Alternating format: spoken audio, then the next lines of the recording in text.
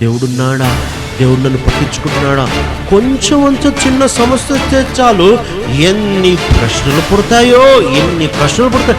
ఎక్కడున్నాడు దేవుడు? దేవుడు ఉంటే ఎందుకు అవుద్ది? గమనించాలి. ఏ సందర్భం తెలుసా? అన్ని బాగున్న సందర్భాలు కాదు. ఆకలి ఉందంట, లేముందంట, కొరత ఉందంట, చుట్టూ విరోధమైన పరిస్థితులు ఉన్నాయంట, సమృద్ధి ప్రతిసారి లేదంట, సంపన్నత ప్రతిసారి లేదంట, కొన్నిసార్లు కడుపు కూడా ఖాళీగా ఉందంట. కడుపు ఖాళీగా ఉన్నప్పుడు కూడా ఏం చెప్తున్నాడు తెలుసా? కడుపు ఖాళీగా ఉన్నప్పుడు కూడా నన్ను బలపరిచే వాణిలో నేను సమస్తం చేయగలను, అసలు అనుమానమే లేదు.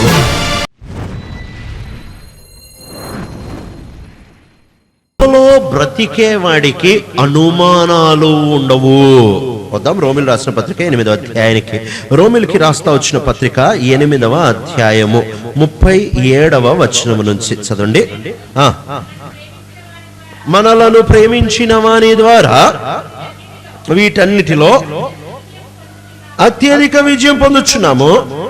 మరణమైనను, జీవమైనను, దేవదూతలైనను, ప్రధానులైనను, ఉన్నవైనను, రాబోవునవైనను, అధికారులైనను, ఎత్తైనను, లోతైనను, సృష్టించబడిన మరి ఏదైనను మన ప్రభువైన క్రీస్తు యేసు నందలి దేవుని ప్రేమ నుండి ఎడబాపనేరవని రూఢిగా నమ్ముచున్నాను.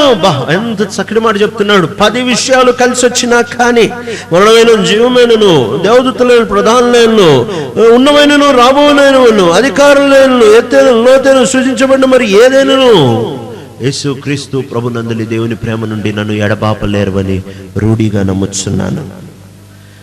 ఈనాడు చిన్న వస్తే చాలు ఎంత అనుమానంతో అసలు దేవుడు నన్ను ప్రేమిస్తున్నాడా, దేవుడున్నాడా, దేవుడు నన్ను పట్టించుకుంటున్నాడా, కొంచెం చిన్న సమస్య వస్తే చాలు ఎన్ని ప్రశ్నలు పుడతాయో.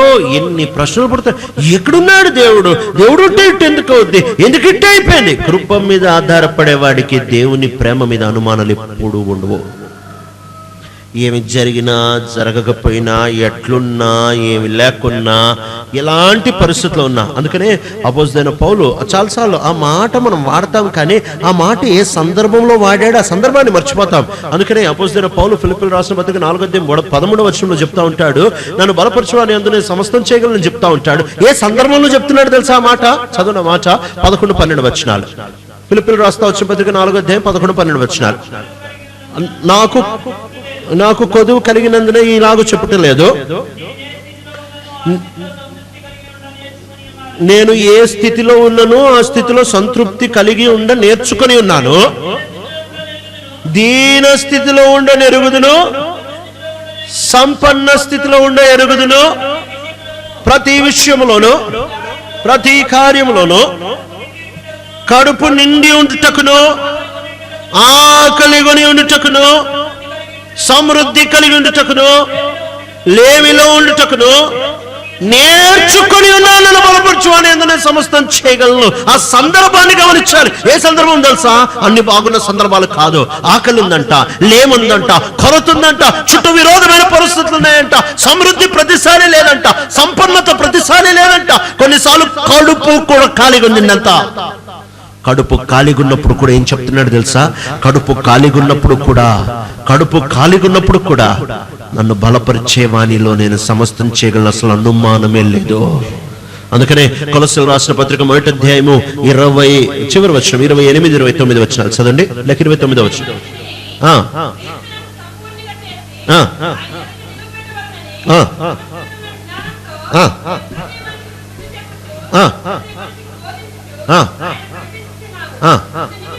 ఆ మాట బాగా గమనించాలి. అందు నిమిత్తము నాలో బలముగా కార్యసిద్ధి కలగచేయు ఆయన క్రియాశక్తిని బట్టి నేను పోరాడుచు ప్రయాసపడుచున్నా. నా వల్ల కాదు. నా కడుపులో బువ్వ లేదు, నా జోబులో డబ్బులు లేవు, నా ఎముకల్లో సారం లేదు.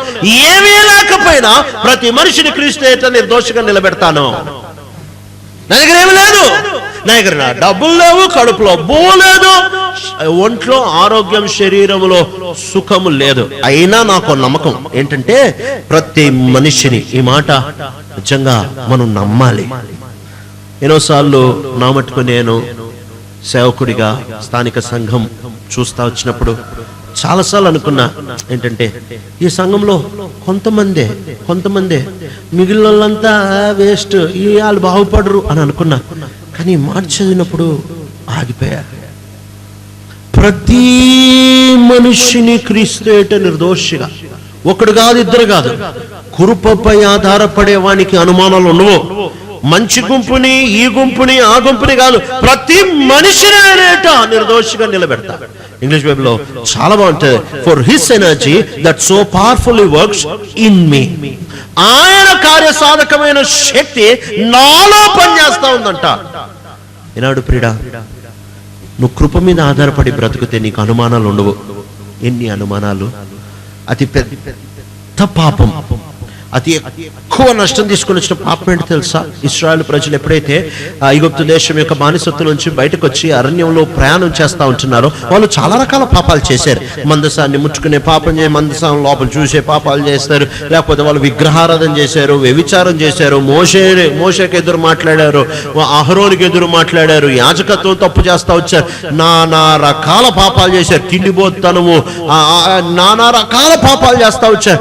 ఇన్ని పాపాలు చేస్తా వస్తే ప్రతి పాపానికి శిక్షగా కొన్నిసార్లు 100 మంది, కొన్నిసార్లు 1000 మంది చచ్చిపోయారు. కానీ లక్షల మంది దేనికి చచ్చిపోయారు తెలుసా? అవిశ్వాసం అనే పాపానికి చచ్చిపోయారు. సంఖ్యాకాండం 14లో మీరు ఇంటికి వెళ్తా చూస్తూ వచ్చినట్లయితే ఇశ్రాయేలు చరిత్రనే, వాళ్ళ యాత్ర చరిత్రనే తిప్పేసిన అధ్యాయం. ఎందుకు తెలుసా?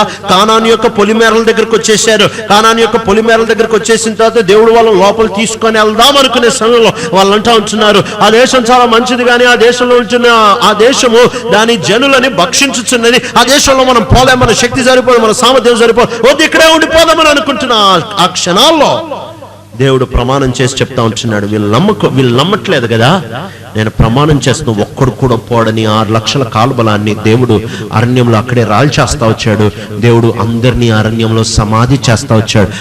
ఇంగ్లీష్ బైబిల్లో చాలా చక్కగా ఉంటుంది, until the last of their bodies lies down in the desert I will not allow them to enter the land.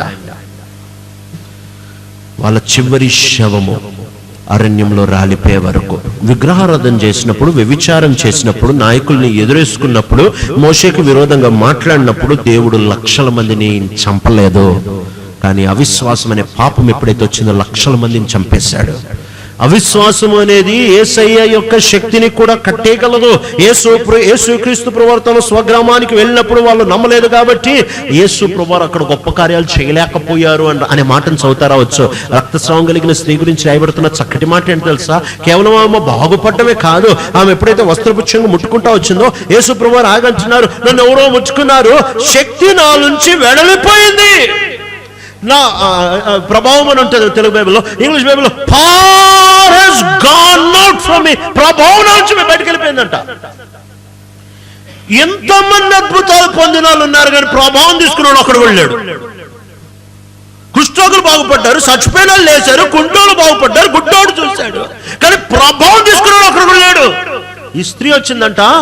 ఈ స్త్రీ వచ్చి ప్రతి బాగుపడినోడు యేసు ప్రభుకి ఎదురొచ్చి వాడి బాధ చెప్పి అందరూ చూస్తూ ఉండగా స్వస్థత పొంది తీసుకొని పోయాడు.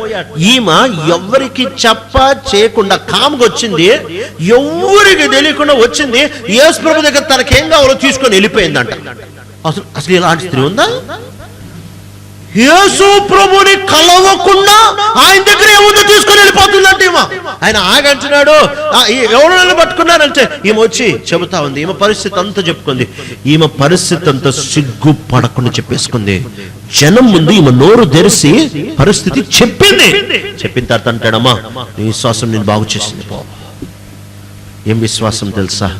అందరికీ బాగా విశ్వాసాలు ఉన్నాయేమో, ఈమెకి యేసయ్య ప్రభావాన్ని తీసుకొని వెళ్ళిపోయే విశ్వాసం ఉంది.